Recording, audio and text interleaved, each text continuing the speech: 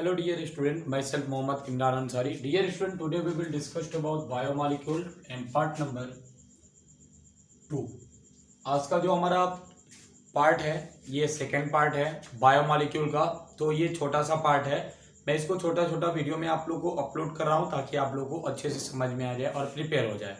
ठीक है, आज का हमारा जो टॉपिक है वो हमको कैसे पहचान करें कि किसी भी ऑर्गेनिज्म के अंदर, चाहे वो प्लांट हो या एनिमल हो, उसके अंदर केमिकल हैं, कौन कौन से केमिकल हैं, कैसे उनको हम लोग पता करेंगे, इसके बारे में आज हम लोग पढ़ेंगे।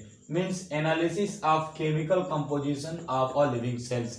मीन्स एक लिविंग सेल्स के अंदर कौन कौन से केमिकल होते हैं उसको किस प्रकार से एनालाइज करके हम लोग पता कर सकते हैं, इसके बारे में हम लोग पढ़ेंगे कि आखिर में किस प्रकार से हम लोग देखते हैं। तो एक बार आइए हम लोग पता करते हैं। आप मान लीजिए कि यहाँ पर ये लीवर सेल्स है, ये लीवर है, ध्यान समझिएगा। लीवर की जगह पर हम लोग वेजिटेबल्स भी मान सकते हैं, ठीक है ना। अब देखिए लीवर के साथ साथ इसमें से छोटा सा पार्ट हम लोग लेके, ठीक है, मैं छोटे से पार्ट को लेने के बाद से CCl3COOH मतलब कि ट्राइक्लोरो एसिटिक एसिड के साथ इसको हम क्या करेंगे, मिक्स कर देंगे। क्या करेंगे, मिक्स कर देंगे। मिक्स करने के बाद से अब हम क्या करते हैं, एक छोटा सा कंटेनर लेते हैं और उस कंटेनर में आप देखेंगे तो एक छोटा सा हम लोग ऐसे पतला एक क्लॉथ लेते हैं, कपड़ा लेते हैं और कपड़े से उसको ढक देते हैं। ठीक है, कपड़े से उस कंटेनर को ढकने के बाद क्या करेंगे, ये जो हम सॉल्यूशन तैयार किए हैं, मीन्स ये CCl3COOH यानी कि ट्राइक्लोरो एसिटिक एसिड और जो ये लीवर सेल्स के छोटे से पार्ट हैं, इन दोनों को जो मिक्स करके हम लोग जो ये प्रिपेयर किए हैं जो सॉल्यूशन, इसको हम इस कपड़े पर रख देते हैं। बहुत ही पतला कपड़ा होता है, इस पर हम लोग रख देते हैं।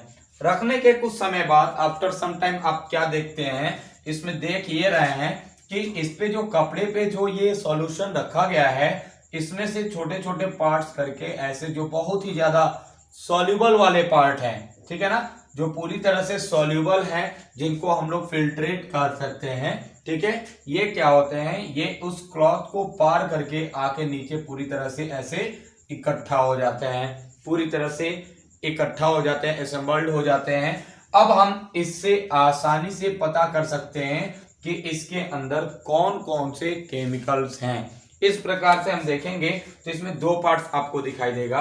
फर्स्ट वाला जो पार्ट है ये तो इनसॉल्युबल है, मीन्स एसिड इनसॉल्युबल पूल है, मीन्स ये होता है रिटेंटेड। रिटेंटेड का मतलब ये पूरी तरह से घुला नहीं है, ये ऊपर ही रहेगा। और जो पूरी तरह से एसिड सॉल्युबल पूल है, फिल्ट्रेट है, ये क्या होता है, नीचे की तरफ आके ऐसे कलेक्ट हो जाता है और इससे हम लोग इजिली पता कर सकते हैं कि इसमें कौन कौन सा केमिकल मिला हुआ है। समझ में आ गया। ये था प्रोसेस पता करने का कि किस प्रकार से हम पता कर सकते हैं कि एक सेल के अंदर या कोई भी ऑर्गेनिज्म के सेल के अंदर कौन कौन से केमिकल होते हैं। इनको इजिली हम लोग इस तरीके से पता कर सकते हैं। आइए हम लोग देखते हैं। First of all we take vegetables. हम लोग इसमें वेजिटेबल्स ले सकते हैं या अ पीस ऑफ लिवर, या लिवर यानी कलेजी यानी कि यकृत का छोटा सा एक टुकड़ा ले लेंगे and mixed with trichloro acetic acid, और उसको हम लोग क्या करेंगे, ट्राइक्लोरो एसिटिक एसिड के साथ मिक्स कर देंगे। देखिए एक लीवर का यहाँ पे पीस लिए हैं, यहाँ पर देख सकते हैं, इसका नाम है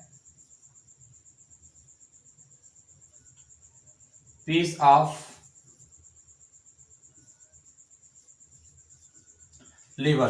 तो ये देखिए लीवर का पीस हम लोग ले लिए और लीवर का पीस लेने के बाद से ट्राइक्लोरो एसिटिक एसिड के साथ हम लोग क्या किए हैं, मिक्स कर दिए हैं। देखिए ट्राइक्लोरो एसिटिक एसिड के साथ हम लोग मिक्स कर देंगे तो वह इस प्रकार से आपको दिखाई देने लगेगा। अब क्या होगा, आफ्टर सम टाइम ऐसे हम लोग जब छोड़ देंगे तो कुछ समय के बाद से आप देखेंगे तो कंसंट्रेशन सॉल्यूशन बन जाएगा, यानी कि गाढ़ा एक माध्यम बन जाएगा। अब इसको क्या करते हैं, नाउ अब this concentrated solution put a thin cloth in container, means एक हम लोग थिन क्लॉथ लेते हैं, मतलब पतला कपड़ा लेते हैं, और मैंने आपको बताया था कि कंटेनर को उसी से ढक देते हैं ताकि वो पूरी तरह से आर पर जा सके। तो यहाँ पर हम लोग ढकने के बाद से और इस सॉल्यूशन को क्या करते हैं, इसी पर अप्लाई कर देते हैं, रख देते हैं। अब कुछ समय के बाद से हम लोग क्या देखेंगे कि जो पूरी तरह से डाइल्यूट रहता है come beneath the basal part of container, यानी कि जो पूरी तरह से घुला हुआ पार्ट है वो उसको पार करके नीचे की तरफ आके यहाँ पर इकट्ठा होना शुरू हो जाएगा। जो इकट्ठा होना शुरू हो जाएगा इसको कहेंगे एसिड सॉल्युबल पूल, या इसी को फिल्ट्रेट नेम से भी जाना जाता है। ठीक है, अब हम लोग इसमें दो अवस्था को पाते हैं। First acid which are soluble which is called acid pool, acid soluble pool या फिल्ट्रेट, यानी कि जो पूरी तरह से घुला हुआ है वो आके नीचे इस कंटेनर के पास बैठना शुरू हो जाएगा। इसको कहते हैं एसिड सॉल्युबल पूल या फिल्ट्रेट के नाम से इसको जाना जाता है। और सेकेंड नंबर देखेंगे, second acid which are not soluble are called acid insoluble pool, यानी कि इसको रिटेनेट कहेंगे, रिटेंटेड। ठीक है ना, मीन्स ये ऊपर वाला जो पार्ट है ये तो पूरी तरह से सॉल्युबल है नहीं, ये इनसॉल्युबल है, लेकिन एसिड है ये भी, इसलिए इसका नाम होता है एसिड इनसॉल्युबल पूल या रिटेंटेड। ठीक है, अब देखिए in acid soluble pool means इसका बात हो रहा है ये नीचे वाला, इससे हम लोग आसानी से पता कर सकते हैं कि अब इसके अंदर मीन्स इस जो सॉल्युबल पूल है यानी कि फिल्ट्रेट के अंदर कौन कौन से केमिकल्स मिले हुए हैं, इन केमिकल्स का पता हम आसानी से इस विधि के द्वारा कर सकते हैं। इस पूरे प्रोसेस को कहा जाता है analysis of chemical composition of a living cells, यानी कि एक सेल्स के अंदर कौन कौन से केमिकल्स पाए जाते हैं हम लोग इस विधि के द्वारा आसानी से पता कर सकते हैं कि कौन कौन से केमिकल से मिलके एक सेल बना हुआ है। किससे? उसके अंदर जो सॉल्युबल पार्ट होते हैं उनसे हम लोग इजिली पता कर सकते हैं। अब हम लोग बात करेंगे बायोमॉलिक्यूल के बारे में। बायोमॉलिक्यूल का मतलब होता है जैव अणु। जैव अणु होता क्या है, एक बार आप लोग अच्छे से एक बार समझ लीजिए फिर से। जैव अणु क्या होता है आपको पता है, मैंने अभी बताया है आपको, और पिछले वाले वीडियो में मैंने आपको बताया था कि जो मनुष्य का शरीर होता है वो बहुत सारे रसायन से मिलकर बना होता है, बहुत सारे केमिकल से मिलकर बना होता है। प्लांट भी जो होते हैं वो भी बहुत सारे केमिकल से मिलकर बना होते हैं, और सेम वैसे ही जो मिट्टी होता है, सॉइल होता है, वो भी बहुत सारे केमिकल से मिलकर बना होता है। समझ में आ गया? यानी कि ये समानता होता है मिट्टी के अंदर और एनिमल्स के अंदर कि उन दोनों का कैरेक्टर सेम टू सेम होता है, क्योंकि दोनों में केमिकल समान पाए जाते हैं, रसायन जो होते हैं, तत्व जो होते हैं वो एक समान ही पाए जाते हैं। अब हम लोग इसमें देखेंगे कि बायोमॉलिक्यूल आखिर में होता क्या है। तो ध्यान समझिएगा, जो लिविंग ऑर्गेनिज्म होता है, सजीव जो कोशिका होता है या सजीव जो होता है, उसके अंदर जो जो केमिकल है वो केमिकल में कौन कौन सी संरचनाएं हमारी बन रही हैं, आकृति कैसे बन रहा है, इन सबको एक साथ मिला के बायोमॉलिक्यूल कहा जाता है। Means in living organism the shape structure are made up by organic and inorganic molecule, this is called biomolecule. मतलब कि जो सजीव होता है, सजीव का जो कोशिका होता है, उस कोशिका के अंदर अगर आप देखेंगे तो ऑर्गेनिक और इनऑर्गेनिक यानी कार्बनिक तथा अकार्बनिक दोनों तत्व मिलाकर पाए जाते हैं। उनको एक साथ हम लोग क्या कर सकते हैं, जैविक अणु या बायोमॉलिक्यूल। इस बात को याद रखिएगा। अब आइए हम लोग बात करते हैं कि कितना परसेंट बायोमॉलिक्यूल एक कोशिका के अंदर पाया जाता है, यानी कि सेल के अंदर कौन कौन से बायोमॉलिक्यूल्स पाए जाते हैं, ऑर्गेनिक और इनऑर्गेनिक दोनों मिलाकर। तो आइए यहाँ पर हम लोग बात करेंगे ऑर्गेनिक प्लस इनऑर्गेनिक मॉलिक्यूल दोनों इसमें, और total percentage of cellular weight, यानी कि कोशिकाओं के अंदर इनका कितना भार पाया जाता है, कितना परसेंटेज भार होता है, इसको हम लोग देखेंगे। सबसे पहले हम लोग बात करेंगे सेल के अंदर जो H2O होता है। ध्यान दीजिएगा, H2O ये नियर अबाउट 70 to 80 90% तक होता है। कितना? 70 से 90% तक जल पाया जाता है, जो कि एक प्रकार का इनऑर्गेनिक यानी अकार्बनिक अणु होता है। दूसरे नंबर पे अगर आप देखेंगे तो यहाँ पे प्रोटीन है। प्रोटीन जो होता है ऑर्गेनिक मॉलिक्यूल होता है, ऑर्गेनिक मॉलिक्यूल, और इसको देखेंगे आप 10 से 15% तक ये पाया जाता है।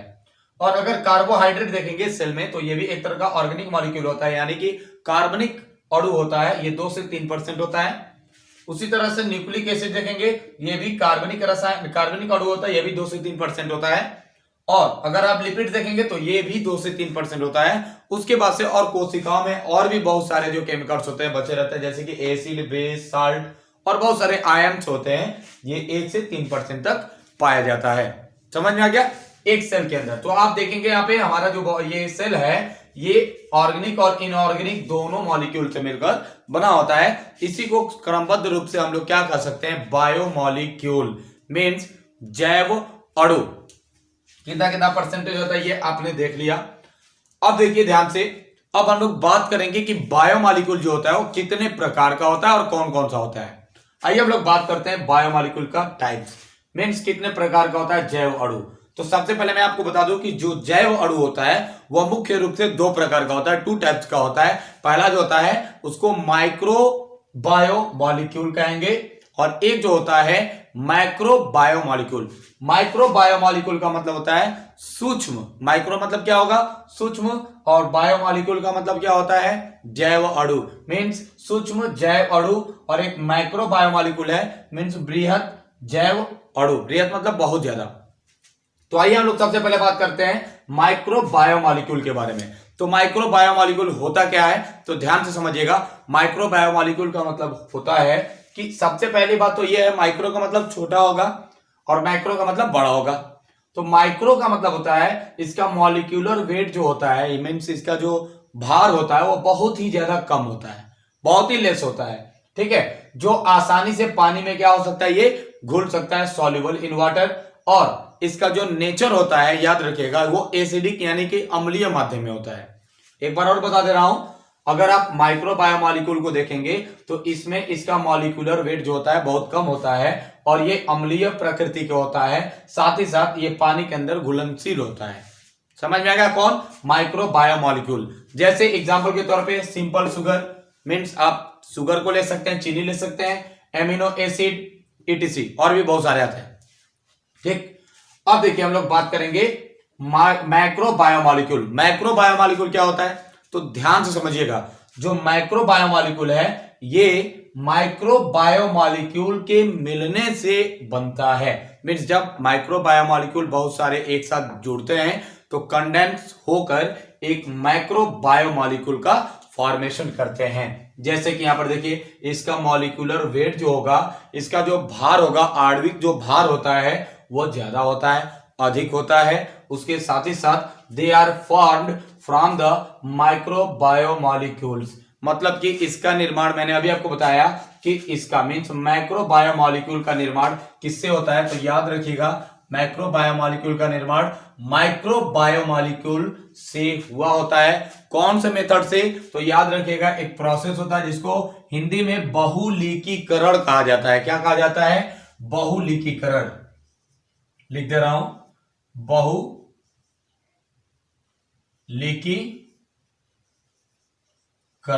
एक बहुलीकीकरण एक प्रक्रिया होता है मीन्स सारे के सारे छोटे छोटे छोटे छोटे जितने भी मॉलिक्यूल्स होते हैं मीन्स माइक्रो बायोमॉलिक्यूल्स, ये सब आपस में मिलते हैं और बहुत बड़े एक चेन का फॉर्मेशन कर लेते हैं और एक प्रकार के मैक्रो बायोमॉलिक्यूल का फॉर्मेशन करते हैं। कौन से प्रोसेस है? तो बाय पॉलीमेराइजेशन प्रोसेस मीन्स बहुलीकीकरण विधि के द्वारा।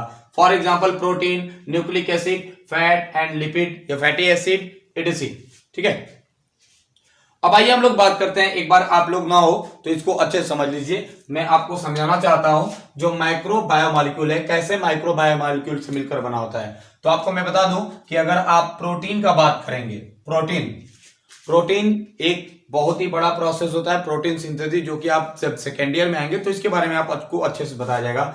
अभी फिलहाल थोड़ा सा समझ लीजिए, जो प्रोटीन होता है ये बहुत सारे छोटे छोटे छोटे छोटे एमिनो एसिड के मॉलिक्यूल्स होते हैं। ये सारे मॉलिक्यूल्स आपस में जुड़ जाते हैं और सभी जुड़ के कंडेंस होकर जुड़कर एक प्रोटीन का निर्माण कर लेते हैं। कहने का मतलब ये है, ये एक क्या है? अगर आप देखेंगे तो ये एक तरह का माइक्रो बायो मॉलिक्यूल है। क्या है? अगर एक स्ट्रक्चर को देखेंगे, ओनली वन स्ट्रक्चर को अगर देखेंगे तो एक माइक्रो बायो मॉलिक्यूल होगा। अब इसके साथ आप देखेंगे एक और स्ट्रक्चर आगे जुड़ गया, फिर एक और आगे जुड़ गया, फिर एक और जुड़ गया, फिर एक और जुड़ गया, फिर एक और जुड़ गया। ऐसे बहुत सारे स्ट्रक्चर जुड़ जाते हैं। तो इनको आप सबको एक साथ मिलाकर आप कह सकते हैं मैक्रो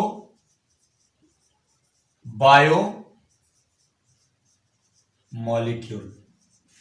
समझ में आ गया?